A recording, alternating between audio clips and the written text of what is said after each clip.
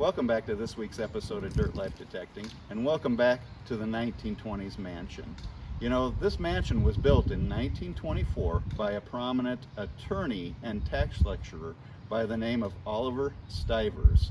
Now, Oliver Stivers' main passion was architecture, and he poured his architectural passions into building this mansion.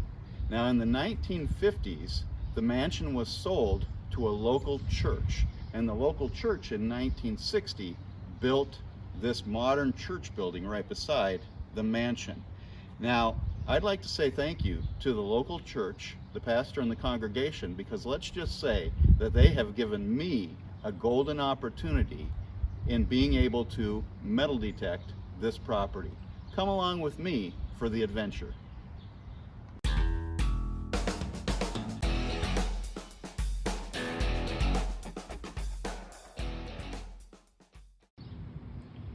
Alright, I'm out here on the curb strip of this church permission. This was a 3334 on the Equinox. I think it's going to be a ring. I've never found anything that looks quite like this before. I think it's just going to be a bling ring. But look at that. Fascinating. Alright, let me get it cleaned up for you. Well, it's certainly not a precious ring, and ringing up a 3334, it's not the silver quarter or silver half dollar I was hoping for, but hey, we'll take a ring. A ring is a ring is a ring. Let's keep going.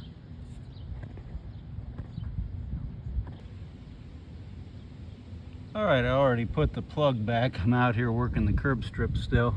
Baby Wheatie this time, 1958 wheat penny. Just made it into the Wheaties.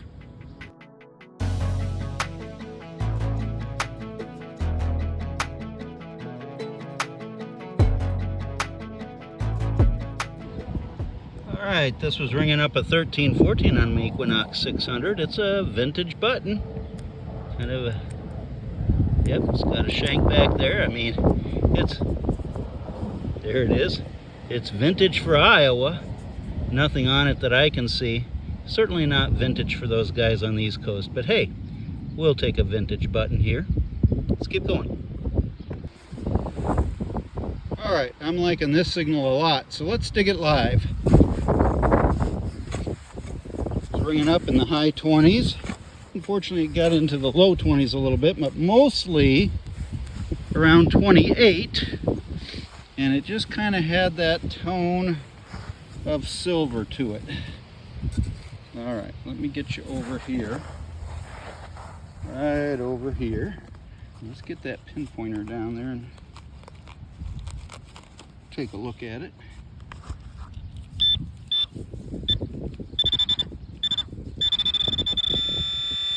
All right, it's right over there in that sidewall right there.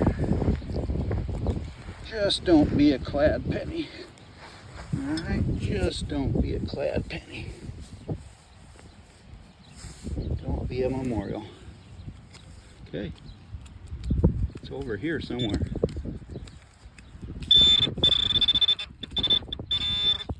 Okay. Let's expose it together. Oh no. Oh. Well, guess what? It is a wheat. Let me get that thing shut off. Alright. Is it an older wheat?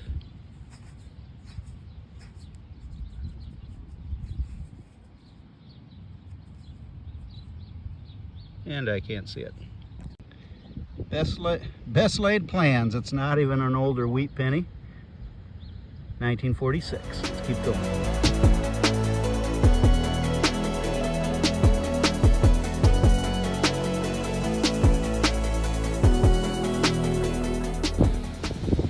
Alright, I've closed up the plug, but hey, you can't ever complain about a Chuck E. Cheese coin spill. 2 Chuck E. Cheese tokens, 1999 and 2007. Let's keep going. And this is usually the way it works, not a foot away from the Chuck E. Cheese token spill. Here's a Chuck E. Cheese token number 3, 2005. I'm on the edge of a hill and I can just see kids after Sunday school with their pockets full of Chuck E. Cheese tokens, rolling down this hill and losing all their tokens. All right, let's keep going. Well, here it is. I'm not sure what it is, though. It was ringing up in the low to mid 20s. Indian head penny? That's too fat to be an Indian head penny. What is it? Oops, sorry about that. What is it? What is it?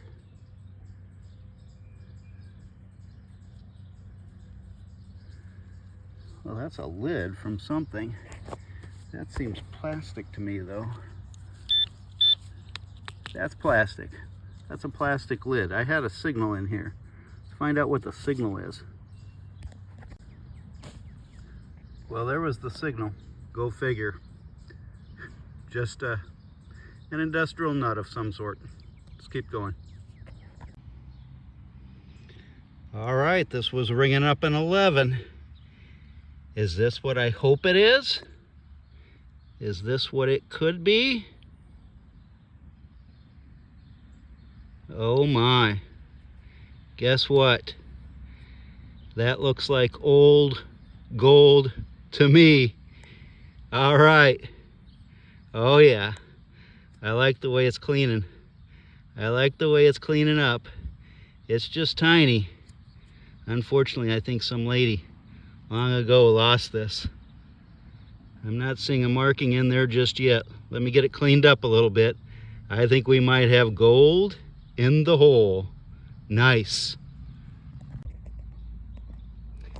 Well, unfortunately, I don't see a stone in it. The stone is long gone, and I don't see a marking in it. But I tell you what, we'll get home and I'll test this live with my acid tester, because I'm thinking that's a gold band. All right, here at Dirt Life Detecting, gold in the hole? Absolutely gotta love it. Oh no, I didn't. Oh yes, I did. I just found that one ring that I assume is gold right over there. I'm not 30 feet away from that. That was a solid 11. This was a solid 12. There it is. Wow. 2 gold. Not far at all from each other. This one has really been smacked around by something. But man, does it look nice. Oh my goodness. A 2 gold day. Wow. Oh my. Let me get it cleaned up here. All right, this one is a heartbreaker, because guess what it says? It says Mom right there and right there. And then right there is, if you can see it, the 10K. There you go. So, all right, well, I'm at a church permission. We might be able to return this. We'll see. Let's keep going. In the meantime, gold here on Dirt Life Detecting. Gotta love it. Well, this was actually ringing up a 33 on my Equinox 600. I was hoping for a silver quarter. That's no silver quarter. I thought maybe, you know, for a second there it had the look of a thimble coming out, but it's no thimble, obviously. What is it? Is it just like a smashed lid? I don't know. What do you think? I'll have to get it home and see if I can open it up a little bit and tell. All right, let's keep going. All right, I like this signal. It was in the upper 20s, low 30s, and it just kind of had that silver ting to it. But it's not silver. It is a Wheatie. All right, shucks. What year is it? It's in the 40s. 1945. Don't know whether you can see that or not. Get a close-up of it. There you go, 1945. Let's keep going.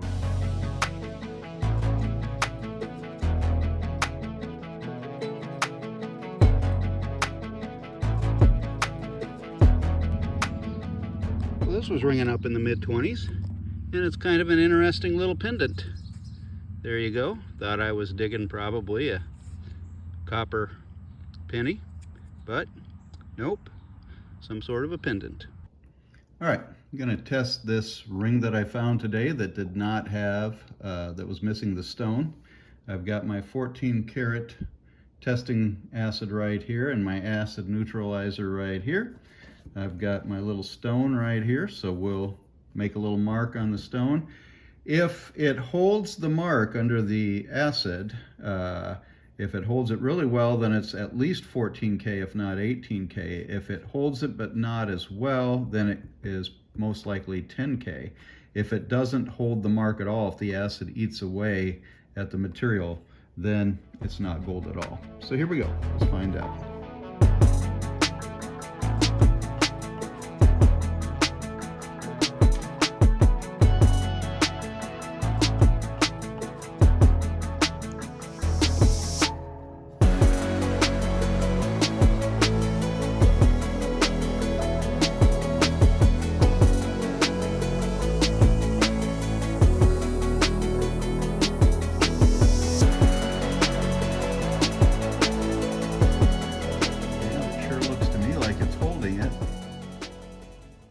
Yep, you can still see the line in there.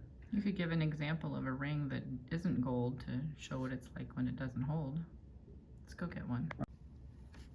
All right, so here's an example of one that is not gold.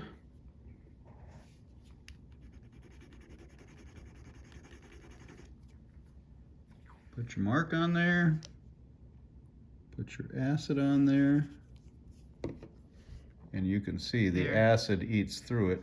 And there's nothing, no lines. Right away. Yep. Just the line completely disappears.